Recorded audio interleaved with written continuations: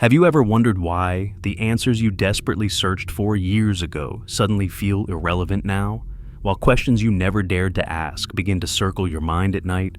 Why certain truths seem to hover just beyond your reach, not hidden behind walls, but waiting, quietly, for something inside you to change first? There is a strange pattern in how reality reveals itself. Not all at once, not fairly, not logically. The universe does not open like a book you can flip through at will.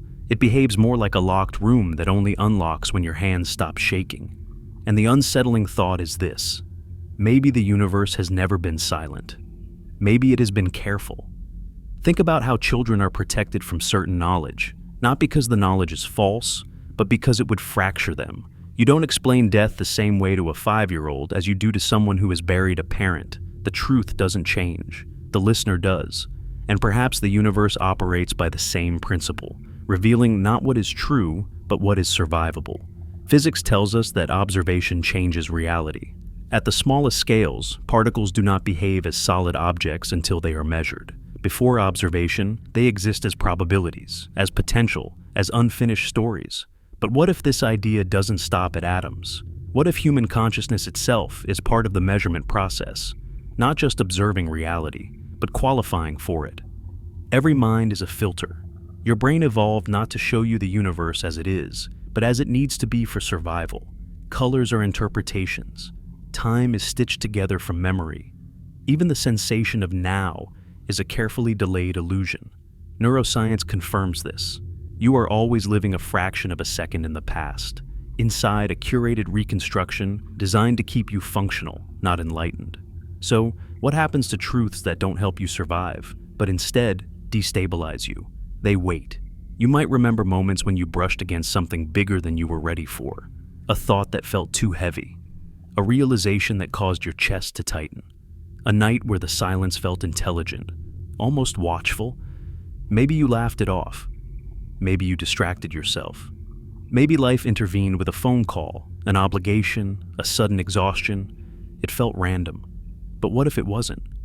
Across cultures and centuries, people have reported the same eerie experience, the sense that something was about to be understood, and then wasn't. Not forgotten. Deferred. As if reality itself gently pulled the curtain back into place. Ancient mystics called it unveiling. Modern psychology calls it threshold anxiety.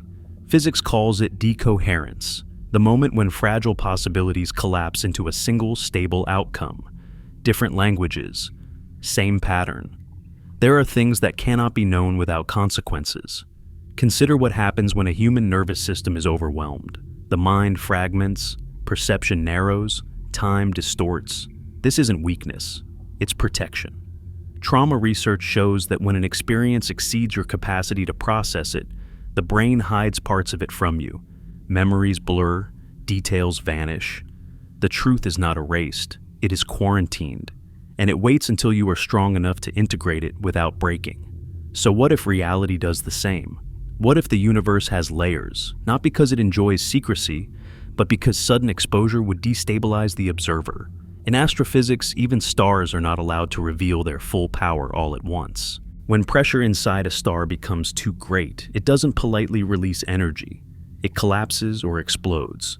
Balance is everything. Gradual release is survival. Human understanding may work the same way. You don't wake up one morning suddenly able to comprehend infinity. You approach it sideways, through metaphor, through emotion, through art, through loss, through love, through time. Slowly the mind expands its container, and only then does certain knowledge stop being corrosive and start becoming coherent. This may explain a haunting question. Why do some people who chase ultimate truth too aggressively end up unraveling? History is full of brilliant minds consumed by obsession, paranoia, or existential despair. Not because they were wrong, but because they tried to swallow something too large, too fast. Truth without integration is not illumination, it is shock. In quantum mechanics, information is never truly destroyed. It changes form, it disperses. It becomes unreadable to systems that lack the resolution to decode it. The information is still there, just inaccessible. Perhaps truth behaves similarly in human life. It doesn't disappear. It becomes unreadable until you evolve the internal language to interpret it. And that evolution is rarely comfortable. We like to imagine that knowledge is earned through intelligence alone. But life keeps disproving this. Some of the most intelligent people remain blind to the simplest emotional truths, while others, broken, weathered, scarred, develop a clarity that cannot be taught. Wisdom doesn't arrive when you are clever enough. It arrives when you are quiet enough, when your need to control dissolves, when your ego loosens its grip, when your fear stops shouting over everything else. Maybe this is why so many profound realizations arrive after loss, after failure, after illness, after grief strips away the illusion that you were ever in control. These experiences don't make you smarter, they make you spacious. And space is what truth requires. Cosmology offers a strange mirror here. The universe itself began in a state of extreme density, everything compressed, hot, violent. And only through expansion did complexity become possible. Galaxies, stars, life, consciousness. Expansion created room for structure. Perhaps human consciousness must also expand, through suffering, patience, humility, before certain structures of truth can exist within it. This reframes frustration in a disturbing way. The closed doors in your life, the unanswered questions, the knowledge that feels just out of reach. What if these are not failures, but delays by design? What if the universe is not withholding truth to punish you, but pacing it to preserve you? Imagine if you had known everything you know now, 10 years ago. Would you have used it wisely? Or would it have hardened you? Would it have made you compassionate or cruel, detached or desperate? Timing matters. Even truth can become a weapon in the wrong hands, including your own. There is a reason initiation rituals exist across cultures. Not to test intelligence, but endurance. Not knowledge, but stability. The candidate is changed first. Only then are they shown what was always there. This pattern repeats everywhere, except we've forgotten how to recognize it. And here is the unsettling implication that lingers beneath all of this. If the universe waits for you to become emotionally ready before revealing its deeper layers, then readiness is not guaranteed. Some people may live their entire lives never becoming the version of themselves that could handle what's hidden. Not because they are unworthy, but because they are never forced to change. Comfort can be a powerful anesthetic. So, when you feel that quiet pressure inside you, when questions start forming that don't want quick answers, when distractions stop working the way they used to, when the old explanations feel thin and fragile, that may not be confusion. It may be preparation. The universe may not be opening because you demanded it to. It may be opening because, slowly, painfully, you are becoming someone who won't be destroyed by what you see. And if that is true, then this documentary is not about secrets hidden in space or equations buried in physics. It is about the slow, irreversible process of becoming capable of truth. Because once you truly see it, you don't get to go back. Have you noticed how reality feels different depending on who you are becoming? The same street can feel ordinary one year and profoundly symbolic the next. The same sentence can sound meaningless in youth and devastatingly precise later in life. This is not coincidence. This is not mood. This is perception changing shape as you do. There is an uncomfortable truth most people never confront. You never experience reality directly. You experience a filtered version of it, trimmed down to what your nervous system can tolerate. Your eyes don't show you everything they receive. Your brain discards most of it before it ever reaches awareness. Sound, color, motion, even time itself, edited, curated, sanitized. Not to deceive you, but to keep you alive. Neuroscience is very clear about this. The brain is not a truth-seeking machine. It is a prediction engine. It builds a model of the world that is good enough to survive in, then aggressively ignores anything that threatens the stability of that model. When something contradicts it too strongly, the brain doesn't always update. Sometimes it protects, it denies, it distorts, it dissociates. Now, sit with that for a moment. If your own mind already hides parts of reality from you for safety, why would the universe behave any differently? Imagine walking into a room filled with light so intense it burns your eyes. The solution is not more truth. The solution is a filter. Sunglasses, gradual exposure, time, and perhaps the most disturbing idea of all. Maybe you are the filter. Not just a passive observer of the universe, but an active limiter of how much of it is allowed to reach you. In physics, Systems become unstable when exposed to more energy or information than they can dissipate. Circuits overload, stars collapse. Even space-time itself has limits. Push it too far, and it tears into singularities.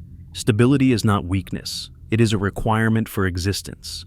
Human consciousness may be no different. There are truths that would collapse your identity if revealed too early. Not because they are false, because identity itself is fragile. You rely on stories to function. Stories about who you are, what matters, what is safe, what is possible. If those stories shatter all at once, the mind does not expand. It fractures. This is why psychological breakdowns often follow sudden realizations. Not slow insight, sudden insight. A relationship realization that rewrites your past. A betrayal that forces you to reinterpret every memory. A confrontation with mortality that dissolves your sense of time. These moments don't add information, they remove insulation. And the nervous system reacts the same way every time. Fight, flee, freeze, fragment. So, consider the possibility that reality has a built-in safety mechanism, not a moral one, a structural one. Certain layers of understanding only become accessible when your internal structure is strong enough not to collapse under their weight. This reframes an unsettling phenomenon many people experience but rarely talk about. The feeling that you were not allowed to understand something yet. That your curiosity hit an invisible wall. That you circled a thought again and again but could never quite enter it. Until one day, years later, it opened effortlessly and you wondered why it ever felt difficult. Nothing changed about the truth. Everything changed about you. In quantum physics, measurement collapses possibility into certainty. But measurement is not neutral. It requires an apparatus, a detector, with limits. If the detector cannot resolve the signal might as well not exist. It isn't gone. It's unresolved. Human consciousness may be such a detector. There are realities too subtle, too vast, too destabilizing to resolve without sufficient emotional resolution. And emotion here does not mean sentimentality. It means regulation, capacity, integration. The ability to hold paradox without panic, to sit with uncertainty without compulsively filling it with belief.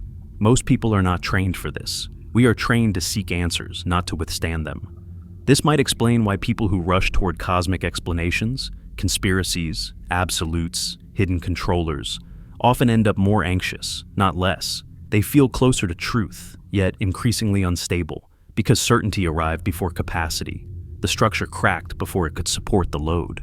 Truth arrived too loudly. The universe may avoid that outcome by never speaking loudly at all. Instead, it whispers through patterns, through delay, through ambiguity, through experiences that reshape you before they inform you. Think of how life teaches you lessons it cannot explain in advance. No one can truly understand grief until it happens. No one can understand responsibility until something depends on them.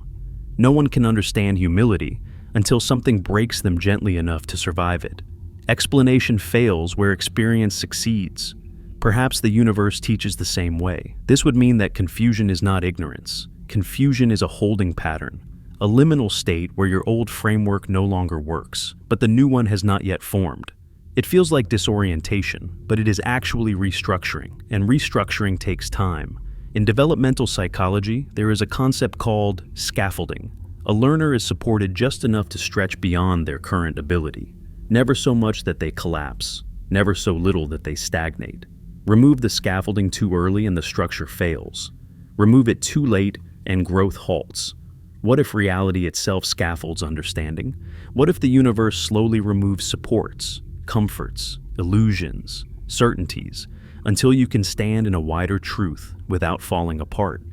This would explain why periods of deep questioning often coincide with instability, sleep disturbances, emotional sensitivity, a sense that the old life no longer fits. You are not malfunctioning. You are reorganizing. But here is the part few people want to accept. The process cannot be rushed. You cannot force readiness by wanting it. You cannot think your way into emotional capacity. You cannot skip the dissolving stages.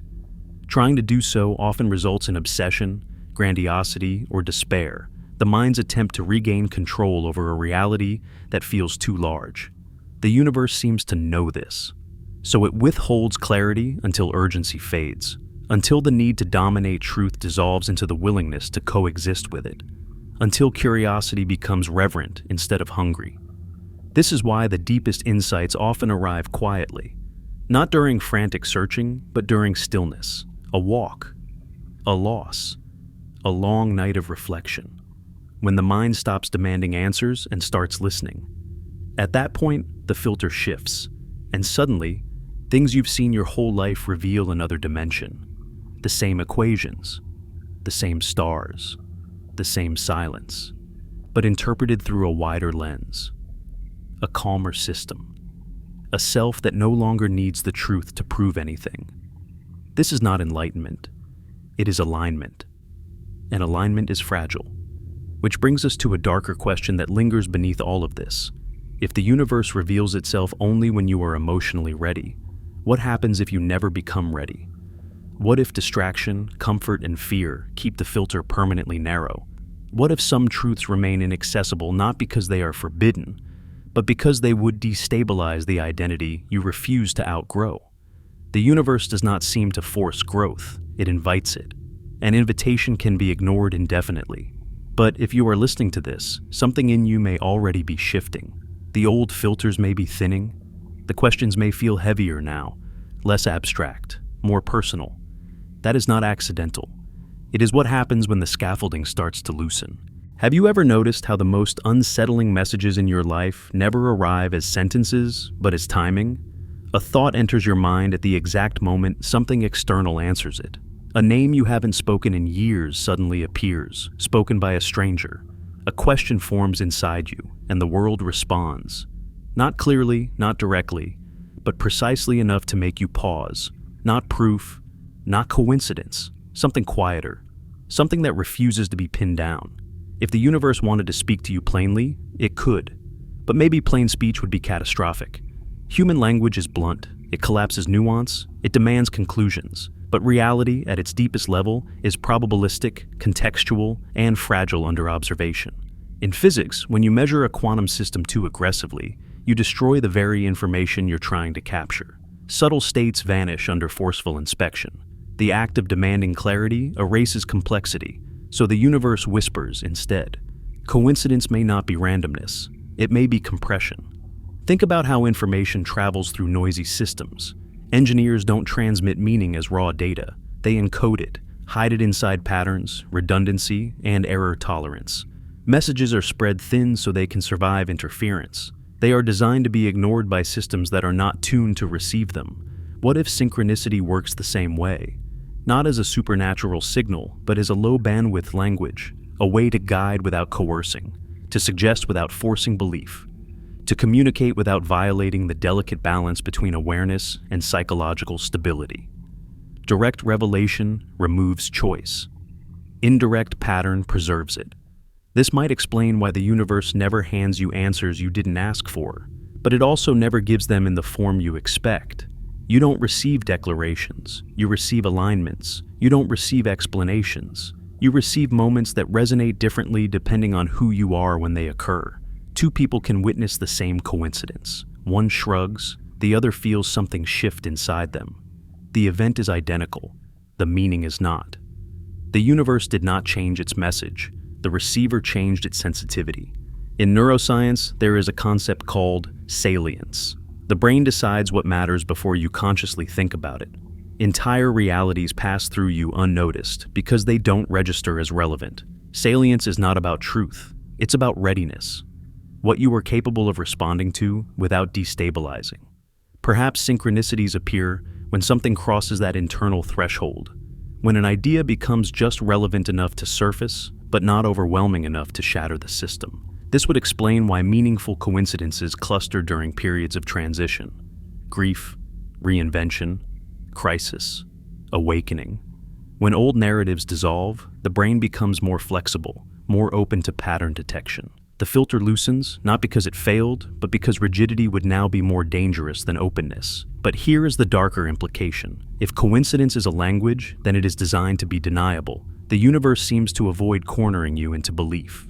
It never removes plausible doubt. Every sign has an escape hatch. Every pattern can be dismissed as chance. This is not weakness, it is restraint, because belief forced upon an unstable mind becomes obsession. History is full of people who interpreted patterns too literally, too urgently. They saw meaning everywhere and lost the ability to distinguish signal from noise. The result was not enlightenment, but paranoia. Not clarity, but collapse. Their mistake was not seeing patterns. It was clinging to them as proof. The universe appears to guard against this by refusing to cross a certain line. It hints, it echoes, it aligns, but it never insists. Why? Because insistence removes integration. Truth that arrives without being metabolized becomes toxic. It doesn't nourish understanding, it hijacks it.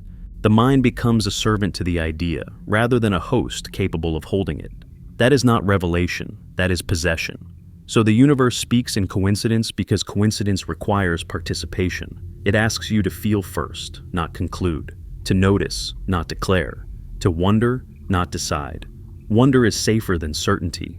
In physics, uncertainty is not a flaw, it is a feature. The universe does not resolve itself until interaction demands it. And even then, resolution is partial, contextual, temporary. Reality remains fluid beneath the measurement.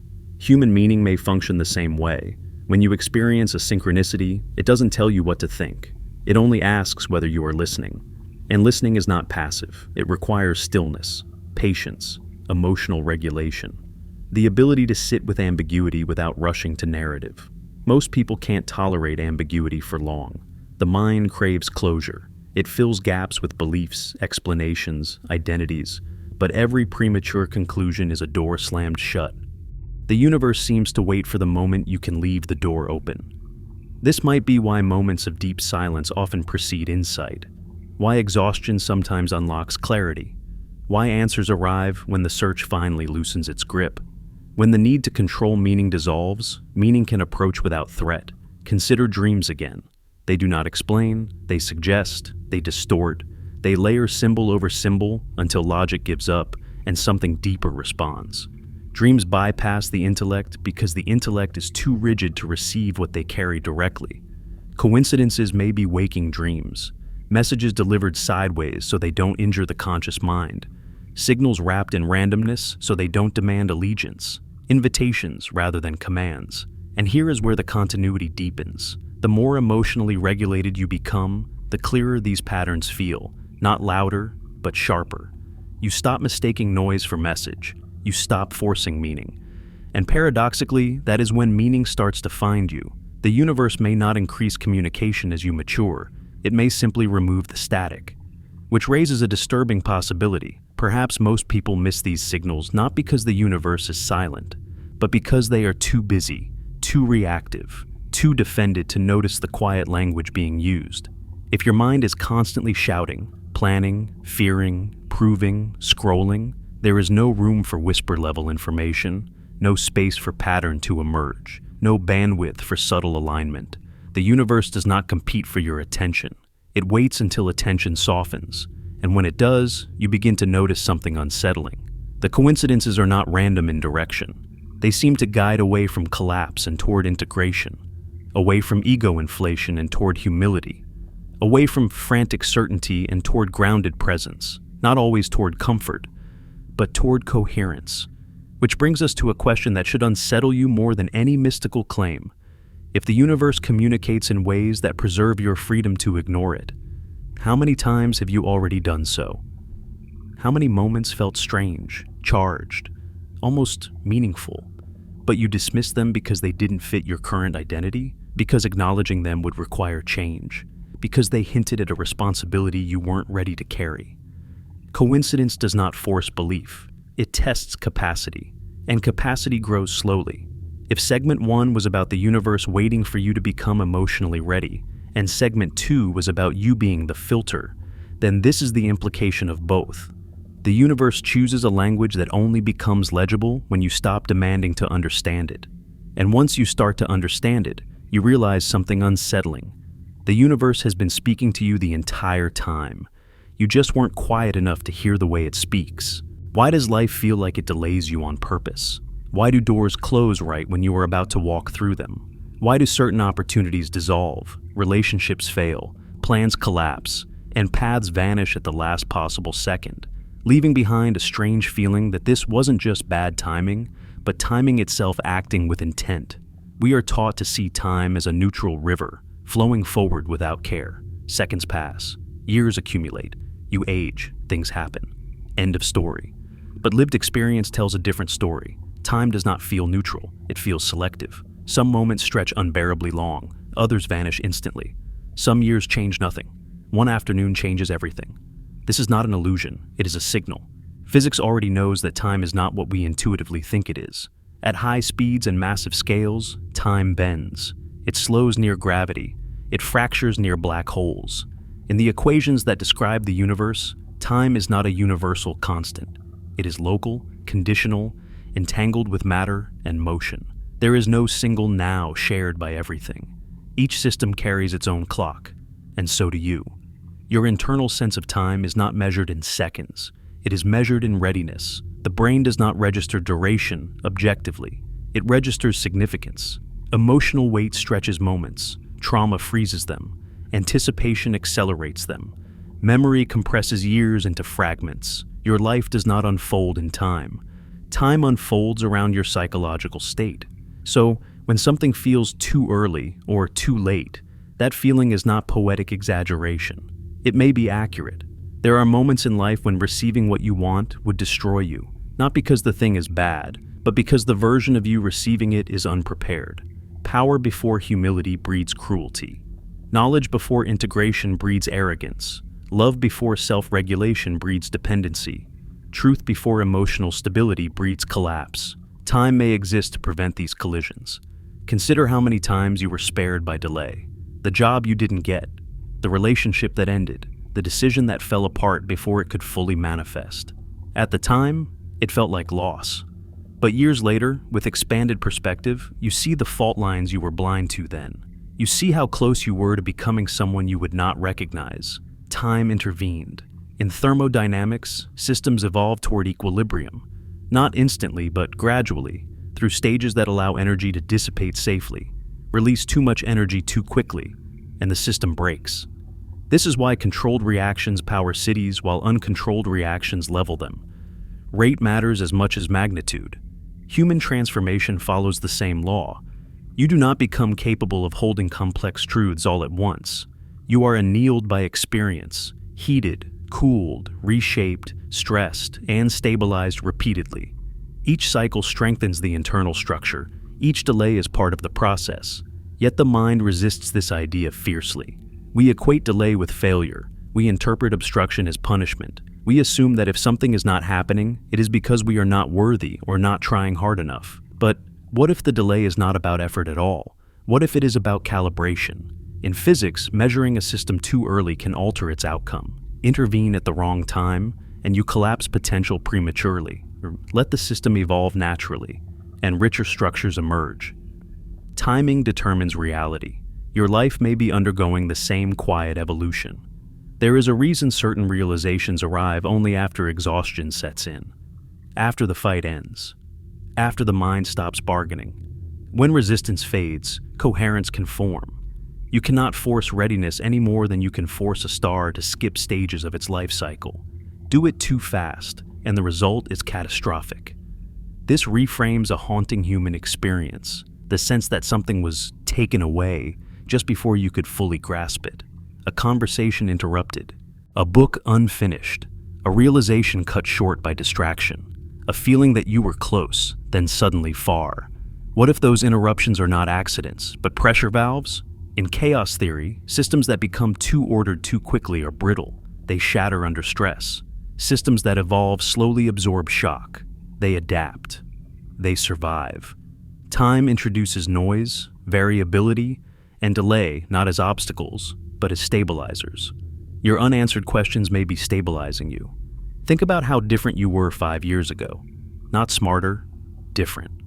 What you wanted then may now feel shallow, dangerous, or incomplete. The truth you thought you wanted may now seem distorted by the emotional lens you carried at the time. If you had received it then, it would have been filtered through fear, ambition, or insecurity, and permanently warped. Truth is not static. It bends around the observer. This is why certain insights only emerge after loss. Grief stretches time into a void where illusions collapse. You can no longer rush forward. You are forced to sit with uncertainty. And in that forced stillness, something reorders. Values clarify. Priorities recalibrate. The nervous system slows enough to tolerate nuance. Time prepares the ground. In cosmology, heavy elements are not formed in the early universe. They require generations of stars to live, die, and explode. Only through repeated cycles does complexity emerge. Life itself is a late arrival, born from patience measured in billions of years. If the universe required that much time to prepare the conditions for life, why would it reveal its deepest structures to a human mind unprepared by experience? Perhaps time is not passing you by. Perhaps it is shaping you into a container that will not leak what it receives. This casts a new light on frustration, on the feeling of being behind, on watching others advance while you remain stalled. Progress is not linear. Some people sprint early and collapse later. Others move slowly and endure. Some are given answers quickly and misuse them. Others are kept waiting and learn to listen. Waiting changes the listener, and listening is not passive. It is an active reshaping of attention. It is the slow training of perception to hold complexity without panic. It is learning to exist without immediate resolution, to carry unanswered questions without turning them into beliefs. Time enforces this training whether you consent to it or not, which leads to a disturbing possibility. Perhaps the most merciful thing the universe does is prevent you from knowing too much too soon. Perhaps the moments you call wasted time were actually buffering phases, periods where nothing visible happened because invisible restructuring was underway. You don't notice your bones strengthening. You notice when they break. You don't notice emotional capacity expanding. You notice when it is exceeded. So when you feel stalled, disoriented, or delayed, ask a different question. Not why is this happening to me, but what am I being prepared to hold? Because preparation is rarely comfortable. It often feels like erosion. Old identities dissolve. Old goals lose meaning. Old explanations stop working. You feel hollow, suspended between who you were and who you haven't yet become. Time stretches. Direction blurs. Certainty evaporates. This is not failure. This is incubation. And incubation is quiet by design. If the universe revealed everything during this phase, you would cling to it desperately. You would use it to rebuild the old self instead of allowing it to die. Delay ensures that when truth finally arrives, there is nothing left to distort it. Which brings us to the edge of something unsettling. If time prepares you by dismantling the versions of you that cannot survive deeper understanding, then growth is not additive. It is subtractive, and subtraction hurts. In the next movement of this journey, we must face that discomfort directly, because preparation does not come gently. It comes through pressure, loss, and the slow stripping away of illusions you thought you needed to survive. Why does insight so often arrive wrapped in pain?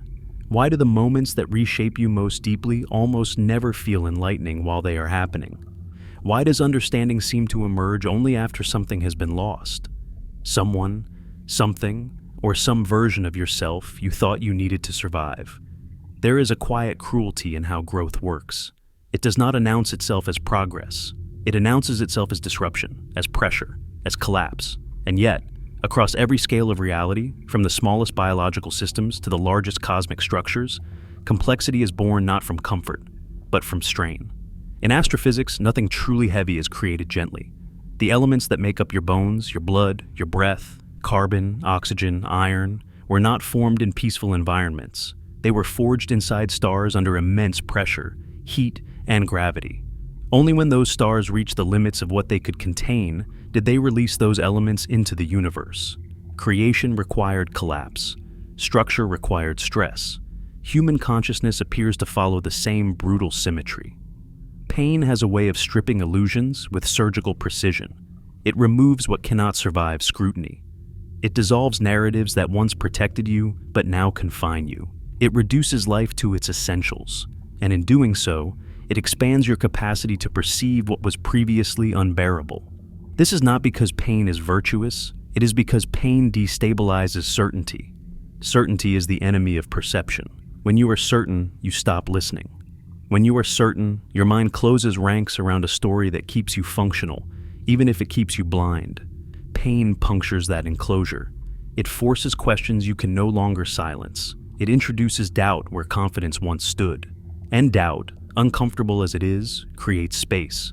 Space is what truth requires. Consider how the nervous system responds to prolonged comfort. It narrows. It becomes efficient, rigid, predictable. These are survival advantages until the environment changes. Then, rigidity becomes fragility. Systems optimized for stability fail catastrophically under novel stress. Pain reintroduces flexibility. Grief, for example, fractures time, days stretch, memories loop. The future feels unreal. This disorientation is not a malfunction. It is a reconfiguration. The brain is updating its model of reality after a massive prediction error. Someone who was always there is suddenly gone. The old map no longer works. A new one must be built.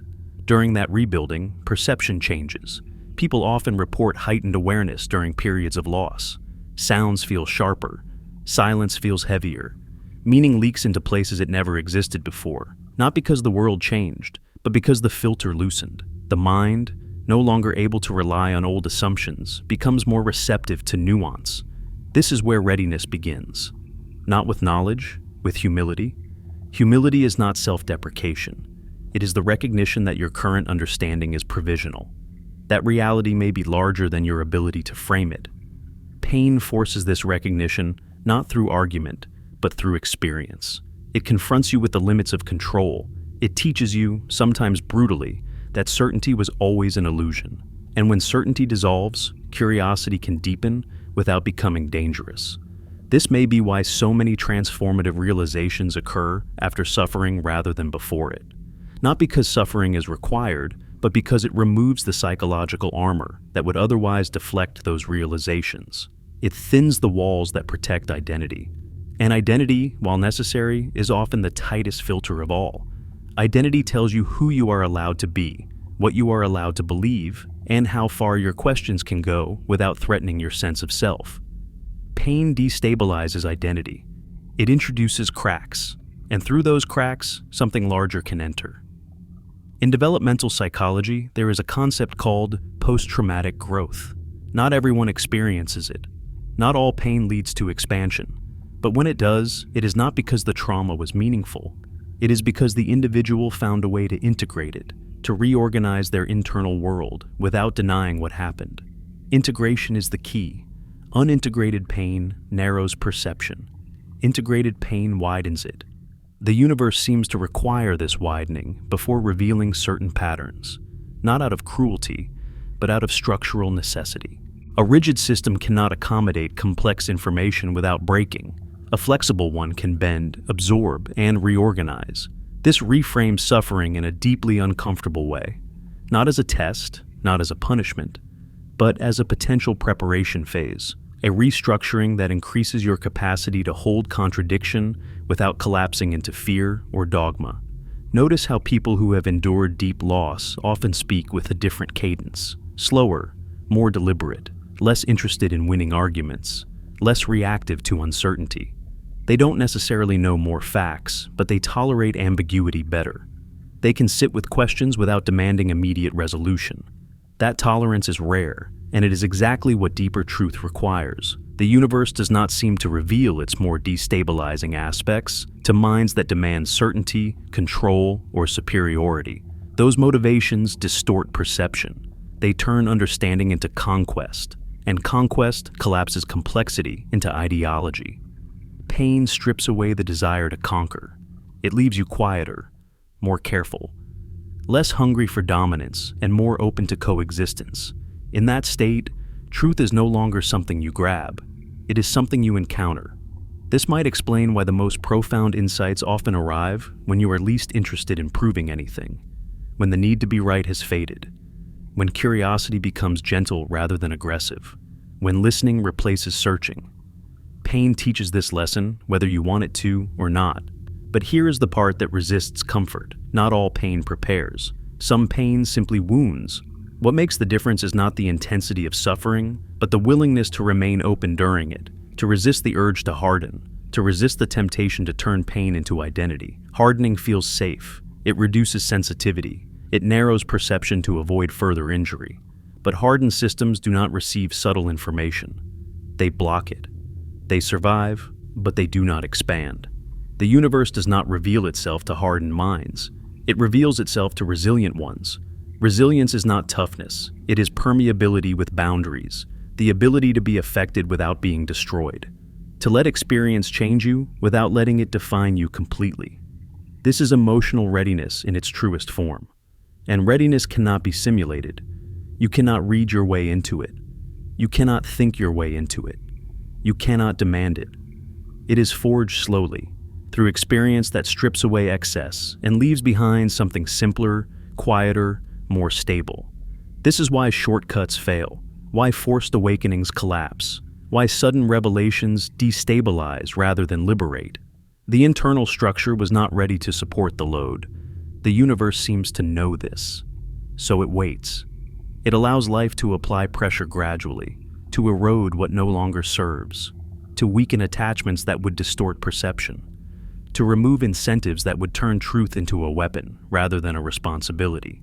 And in that waiting, something subtle happens. You begin to care less about answers that flatter you, less about explanations that grant superiority, less about narratives that reduce complexity into villains and heroes. You become more interested in coherence than certainty, more interested in alignment than dominance. This is the shift, not from ignorance to knowledge, but from fragility to capacity. And once that shift occurs, the universe does not suddenly shout its secrets. It does something more unsettling. It stops protecting you from them. The next phase of this journey explores that threshold, the point where protection gives way to exposure, and where readiness is tested not by curiosity but by responsibility. Why do some people seem to approach the edge of understanding and then suddenly turn back? Why do certain questions feel intoxicating at first, then frightening, then forbidden? Why does curiosity sometimes curdle into obsession, paranoia, or a desperate need to be right? There is a boundary most people never realize they are approaching until they feel it press back against them. A subtle resistance, a sense that continuing forward would cost something, not externally, but internally. Reputation, identity, comfort, sanity, control. This is not imagination. It is a real psychological and existential threshold. Human beings do not seek truth in a neutral way. We seek it with motives. We want truth to validate us, to elevate us, to protect us, to give us power, to relieve uncertainty, to make suffering feel justified. These desires are not immoral. They are human. But they are also distorting lenses. When truth is pursued to stabilize ego rather than to dissolve illusion, it becomes dangerous.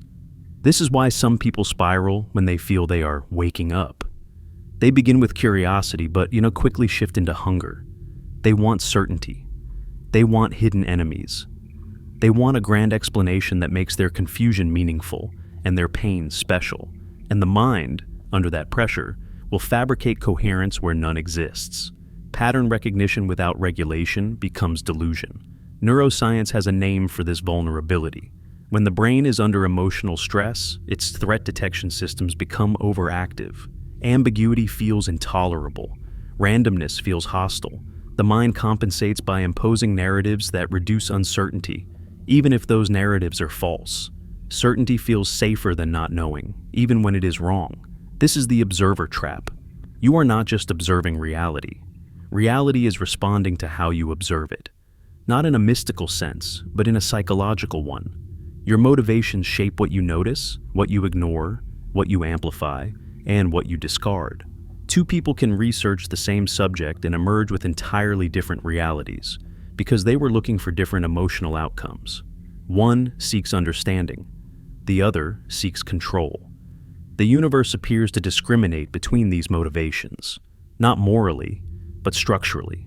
Information that destabilizes identity is only survivable when identity is flexible.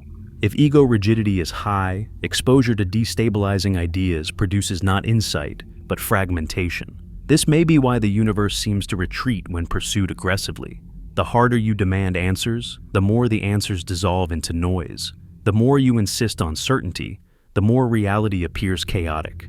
The more you try to dominate meaning, the more meaning slips away. This is not punishment. It is feedback. In physics, systems pushed beyond stable operating ranges behave unpredictably. Turbulence emerges, signals degrade, noise overwhelms pattern. The system is not broken, it is overstressed. Human cognition under existential pressure behaves the same way. This explains why people who crave secret knowledge often become less grounded over time, not more. Their attention narrows. Their world becomes populated by hidden forces, unseen manipulators, cosmic battles. Everything begins to revolve around the self, either as a victim or as someone uniquely chosen to see what others cannot. This is not awakening. It is inflation. And inflation collapses under its own weight. The universe seems to guard against this by enforcing a strange rule. Truths that expand perception are inaccessible to those who need them to feel superior. Because superiority is brittle, it cannot coexist with uncertainty. It requires hierarchy. And hierarchy simplifies reality into winners and losers. Reality is not simple enough to survive that compression. So, when motivation shifts from curiosity to validation, the signal degrades. Patterns become misleading. Coincidences lose coherence. What once felt guided now feels hostile or confusing. The universe does not turn against the seeker. It stops cooperating with the distortion. This is where many people retreat. They feel the discomfort and interpret it as danger, or conspiracy, or proof that they are being blocked by hostile forces. But the block is internal. It is the nervous system refusing to integrate information that would shatter the self-concept it depends on.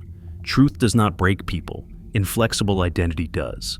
This is why humility is not a moral virtue here. It is a structural requirement. Humility allows perception to remain wide without collapsing into certainty. It allows the mind to hold paradox without resolving it prematurely. It prevents curiosity from turning into conquest. The universe seems to wait for this shift before allowing deeper clarity. And clarity does not arrive as answers. It arrives as a change in relationship to not knowing. At some point, the emotionally ready observer stops asking, "What is the truth?" and starts asking, "What am I becoming as I approach it?" The focus moves inward, not toward narcissism, but toward regulation, toward stability, toward the capacity to remain grounded even if the answer destabilizes previous assumptions. This is the real initiation. Not knowledge, but restraint. Not revelation, but responsibility. Because truth, once integrated, changes behavior. It alters priorities. It reshapes relationships. It removes excuses. It dissolves comforting lies. And most importantly, it eliminates the illusion that someone else is in control. This is why many people unconsciously avoid deeper understanding. Not because they are incapable, but because they sense the cost. Responsibility is heavier than ignorance. Awareness removes plausible deniability. If you see clearly, you can no longer pretend you didn't know. The universe seems to respect this boundary. It does not force clarity on those who would use it to reinforce ego or avoid accountability. It withholds not out of secrecy, but out of coherence. A system that cannot bear the consequences of understanding cannot be given understanding without harm. So the universe waits. It waits for the moment curiosity becomes quiet, when questions are asked without urgency, when the desire to dominate meaning dissolves, when the observer is no longer trying to extract something from reality, but is willing to be changed by it. At that point, something shifts. The patterns simplify, not into answers, but into alignment. Life stops feeling like a puzzle to solve and starts feeling like a process to inhabit. The need to label, define, and conquer fades. In its place emerges a steadier awareness, one that can tolerate uncertainty without panic. This is not the end of questioning, it is the end of desperation. And only then does the universe seem willing to move closer. Not to impress, not to convince, but to coexist. Because the deepest truths are not dangerous because they are false. They are dangerous because they are actionable. They change how you live, how you treat others, how you relate to fear, death, and meaning. The universe does not reveal those truths to observers who are still seeking advantage from them. It reveals them to those who can carry them without weaponizing them. And that brings us to the most unsettling transition of all, the moment when reality stops buffering you and begins testing whether your readiness is real. That threshold is subtle. It does not arrive with fireworks. It arrives with exposure. And once crossed, there is no filter left to hide behind. Have you ever woken from a dream that felt more real than your waking life, only to lose its meaning the moment you tried to explain it? A dream that didn't behave like a story, but like a message compressed into symbols your conscious mind couldn't quite translate. Why do the most important insights arrive when logic is asleep and defenses are down? There is a reason the deepest material rarely enters through the front door of awareness. The waking mind is guarded. It categorizes, judges, resists, and protects identity at all costs. It is efficient but rigid. Dreams bypass this rigidity. They slip past the filters that normally decide what is allowed to be known. They speak in images because images don't argue. They speak in emotion because emotion integrates faster than language. From a scientific perspective, dreams are simulations. The brain runs predictive models while sensory input is muted. It tests possibilities, resolves conflicts, and updates internal maps. But this explanation, while accurate, is incomplete. It explains the mechanism, not the timing, not the content, not the precision with which certain dreams arrive exactly when something in you is ready to shift. Notice how dreams change across your life. Childhood dreams are chaotic, literal, unfiltered. Adult dreams become symbolic, layered, often emotionally dense. Trauma dreams repeat until something is integrated. Grief dreams revisit the lost not to torment you, but to renegotiate reality. The dreaming mind is not random. It is adaptive. It prepares you. In evolutionary terms, rehearsal precedes action. Animals dream threats they have not yet faced. Humans dream futures they are not yet ready to live. Dreams allow exposure without consequence. They introduce destabilizing material in doses small enough to survive. This is not mystical. It is protective. And yet, protection does not mean irrelevance. Throughout history, cultures treated dreams as thresholds, not because they believed dreams were literal prophecies, but because they recognized something modern culture often ignores. Some truths cannot be encountered directly without injury. They must be approached obliquely through symbol, metaphor, and repetition. The unconscious understands this instinctively. If the universe must communicate with a fragile observer, dreams are the safest channel. They arrive when the ego is offline. They dissolve certainty. They bypass resistance. And crucially, they leave room for denial. You can dismiss a dream. You can forget it. You can call it meaningless. That deniability is part of the safety mechanism. The universe does not need you to believe. It needs you to be able to absorb. Consider how often dreams precede major changes.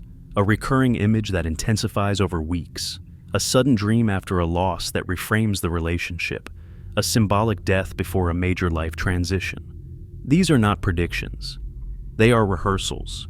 Your mind is preparing to encounter something in waking life that would be too destabilizing without practice. This is why dreams rarely give clear instructions. They don't say what to do. They acclimate you to a feeling, a possibility, a shift in identity. They stretch your emotional range so that when waking reality introduces the real version, it doesn't shatter you. The universe seems to favor this approach. Not explanation, but acclimation. Not answers, but tolerance. In neuroscience, there is evidence that emotional regulation improves when the brain reprocesses experiences during sleep. The amygdala quiets. Memory is integrated with context. Emotional charge is reduced. Sleep does not erase pain. It metabolizes it. Dreams may be doing the same thing with truth. They introduce destabilizing ideas in symbolic form, allowing the emotional system to process them without triggering full defensive shutdown. Over time, what once felt terrifying becomes thinkable. What once felt impossible becomes familiar, and familiarity reduces shock. This may explain a strange phenomenon. Sometimes you realize something consciously only after you've dreamed it multiple times. The dream came first. The insight followed. The unconscious prepared the ground before the conscious mind stepped onto it. You were not discovering something new. You were catching up to something already integrated at a deeper level. This suggests a hierarchy of readiness. The unconscious often becomes ready before the conscious mind does. It loosens first. It absorbs first. It practices holding contradictions before the waking self dares to acknowledge them. And the universe seems to work with this order, not against it. If waking awareness is too brittle, reality roots around it. It uses dreams, symbols, art, intuition, and emotion as intermediate layers, not to obscure truth, but to prevent overload. This reframes intuition in a quieter way, not as supernatural knowledge, but as pre-verbal integration, the sense that something is off, that a decision feels wrong even if it looks right, that a path feels aligned before you can explain why. Intuition is not foresight. It is preparation surfacing. And preparation is the theme that keeps returning. Notice how rarely life gives you sudden clarity without prior discomfort. Confusion usually precedes understanding. Disorientation precedes reorganization. Dreams precede decisions. The mind is softened before it is reshaped. This is not inefficiency. It is mercy. Direct exposure to destabilizing truth without preparation often results in collapse, not expansion. Panic, grandiosity, nihilism. The universe seems to avoid these outcomes by staging revelation across layers of awareness, each one training the next. Dreams are one of those layers. They allow you to encounter aspects of reality that would be too sharp if presented directly. They let you feel without committing. They let you explore without consequences. They let you fail safely. But there is a limit. Dreams can prepare you only up to a point. Eventually, waking life must take over. The rehearsal ends, the curtain lifts, and the truth that was once symbolic becomes concrete. This is where many people feel a shift they cannot name, a sense that the buffer is thinning, that the universe is no longer speaking only in hints and metaphors, that situations feel more charged, more consequential, less reversible. This is not imagination. It is the threshold where preparation transitions into exposure. When the unconscious has done its work, the conscious self is no longer protected by ignorance. The dreams stop repeating. The symbols lose urgency. The message has been delivered. What comes next is not guidance. It is testing. The universe does not ask whether you understand anymore. It watches how you respond. And that is where this journey leads next. Into the moments when reality feels like it is no longer cushioning you, but observing whether the capacity it helped you build is real. Have you ever felt a moment when life stopped feeling forgiving? When the subtle hints, delays, dreams, and coincidences seemed to withdraw, and in their place, consequences arrived cleanly, precisely, without cushioning? A moment when you realized that whatever had been quietly preparing you was no longer intervening on your behalf. This is the shift most people misinterpret as abandonment, but it may be the opposite. Preparation always ends the same way, with exposure. Training wheels are removed, the water gets deeper, the margin for error narrows, and suddenly, the universe feels less symbolic and more exacting, less patient, less flexible. Not because it became cruel, but because you became capable. In developmental psychology, there is a clear transition point in learning. Early stages require feedback, correction, protection from irreversible mistakes. But once a certain level of competence is reached, protection becomes interference. If the system continues to soften consequences, growth stalls. Mastery requires reality to respond honestly. The universe may follow the same rule. When you are not ready, reality blurs outcomes. It offers second chances. It interrupts. It delays. It reroutes. But when readiness reaches a threshold, ambiguity decreases, actions land, patterns solidify, choices echo farther than before. This is not punishment. It is precision. Many people feel this transition as a sudden seriousness in life. Decisions that once felt reversible now feel permanent. Words spoken cannot be taken back. Relationships change with a single moment of truth. Opportunities do not circle endlessly. They pass once. Time tightens. This tightening is not external. It is perceptual. You have enough internal stability now to experience reality without distortion. The universe no longer needs to buffer you from cause and effect. It can let things be what they are. This is why this phase often coincides with a strange calm. Not happiness, not certainty. Calm. A groundedness that persists even when outcomes are difficult. The emotional system no longer demands rescue. It can absorb impact without collapsing. That is readiness. But readiness carries a weight few anticipate.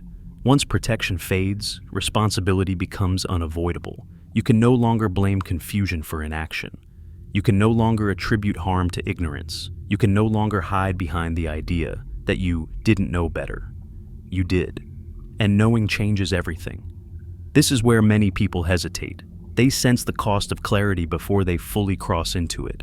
They feel the gravity of a world where excuses thin out, where self-deception becomes harder to maintain, where the universe responds not to intention, but to alignment.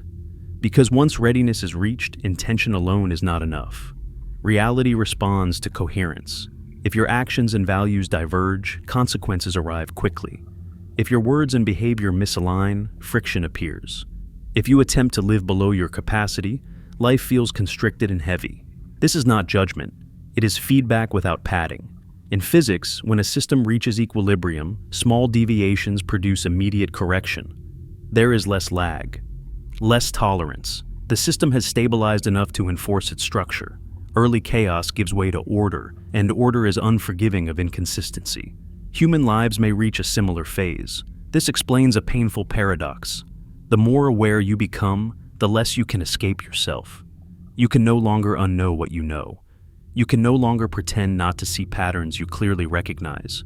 The universe stops hiding, not because it wants to overwhelm you, but because hiding is no longer necessary. You asked for truth. Now it expects integrity. This is why some people feel nostalgia for earlier confusion. It felt lighter, less accountable, less exposed. Ignorance, while limiting, was also comforting. You could fail without fully owning the consequences. You could drift without fully choosing. That phase ends quietly, not with an announcement, with a realization. Life is no longer negotiating with you, and that realization can be terrifying, because it reveals that the universe was never withholding power. It was withholding responsibility until you could carry it. Responsibility here does not mean moral perfection. It means ownership. Ownership of perception, ownership of choice, ownership of consequence. The understanding that your internal state now shapes your external reality with increasing accuracy. This is why emotional regulation matters so deeply at this stage. When filters fall away, unregulated fear creates distortion. Unintegrated anger creates destruction. Unresolved insecurity amplifies outcomes you did not intend. The universe responds to what you embody, not what you claim. This is not mysticism. It is systems theory applied to lived experience. Coherent systems produce predictable outcomes. Incoherent systems generate instability. As your internal system stabilizes, reality mirrors that stability with less noise, which means instability now points directly back to you. This is the test. Not whether you can understand the truth, but whether you can live without hiding from it. Many people retreat here. They feel the pressure and attempt to shrink themselves back into ignorance. They numb, they distract, they abandon curiosity, they tell themselves the questions were pointless. But once readiness is crossed, retreat feels worse than advance. The discomfort of unlived truth outweighs the safety of not knowing. Something inside you refuses to go back to sleep. The universe does not chase you forward. It waits. It lets the friction speak. And if you stay present, something subtle emerges. Trust. Not trust that things will go well, but trust that you can meet what arrives without breaking, that you no longer need illusions to survive, that you can exist inside reality without armor. This is where the deepest transformation completes, not when you gain new information, but when you stop needing protection from information. And that brings us to the final movement of this journey, the realization that the universe was not guarding secrets to keep you small, but to ensure that when you finally saw them, you would not turn away from the responsibility they carry. The ending is not a revelation, it is a reckoning, and it is quieter than you expect. What if the secret the universe has been protecting you from was never information, but obligation?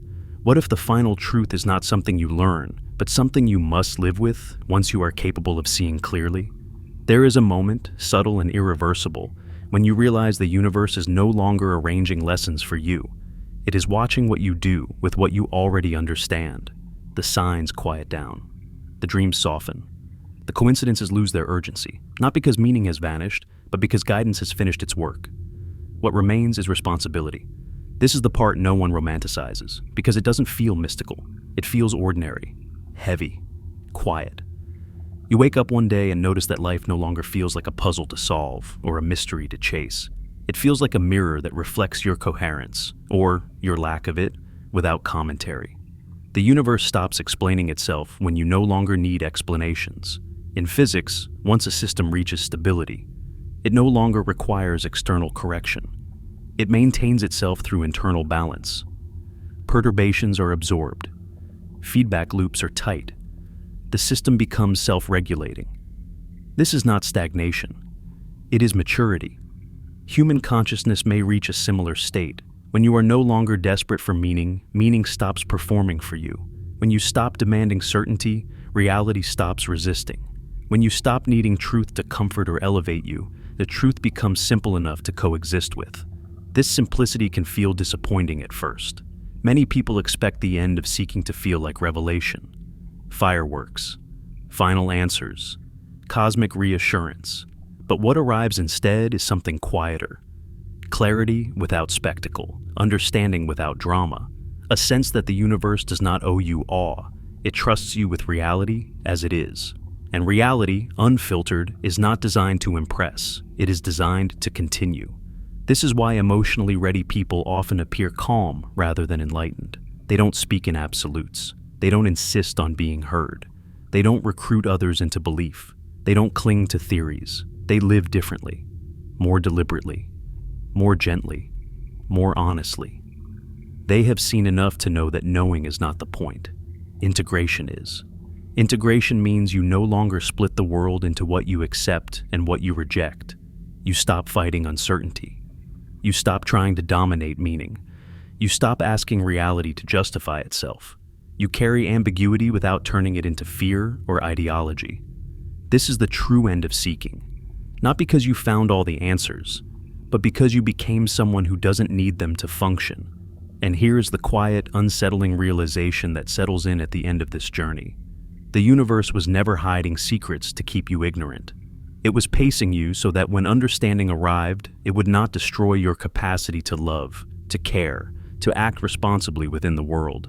Truth without compassion is violence.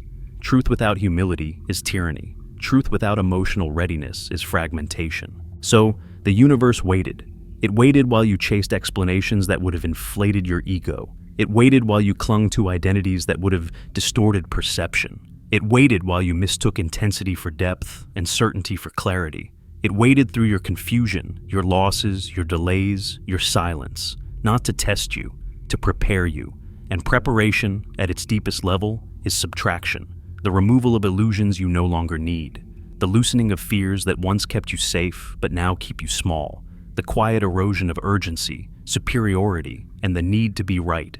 What remains is not enlightenment, it is steadiness. A steadiness that allows you to look at existence without flinching, to acknowledge suffering without denying beauty, to see complexity without collapsing it into simple stories, to act without the illusion that someone else is in control. This is why the universe reveals itself only when you are emotionally ready. Because once you see clearly, you are no longer a child of circumstance. You are a participant. And participation has consequences. You choose more carefully. You speak more responsibly. You harm less unconsciously. You love with fewer illusions. You stop waiting for permission to live in alignment with what you know. The universe does not reward this with comfort. It rewards it with coherence. Life begins to feel less dramatic, but more real. Less magical, but more meaningful. Less symbolic, but more precise. The mystery does not disappear. It becomes livable. And perhaps that is the deepest secret of all. Not that the universe is hiding something vast and forbidden, but that it trusts you with reality only when you are capable of not turning away from it. Once you are ready, nothing is hidden. And nothing needs to be revealed. Because you are finally able to see what has always been there, without fear, without hunger, without the need to make it serve you. The universe didn't change. You did. And that is where this journey ends. And after everything settles, after the last realization fades into ordinary days, there is a quieter understanding that remains. You notice it in small moments, in how you pause before reacting, in how silence no longer feels empty, in how questions can exist without demanding answers. The world has not become simpler, but it has become less hostile, less like a riddle designed to trick you, and more like a landscape you can move through without bracing yourself at every step. This is what readiness looks like when it stops announcing itself. You no longer feel watched in the way you once did, not because nothing is observing, but because observation no longer feels like judgment. You are not being evaluated. You are being trusted. The universe is no longer arranging signs to push you forward or obstacles to slow you down. It is letting you walk at your own pace. Freedom arrives like this, quietly, almost disappointingly. And yet, this quiet is earned.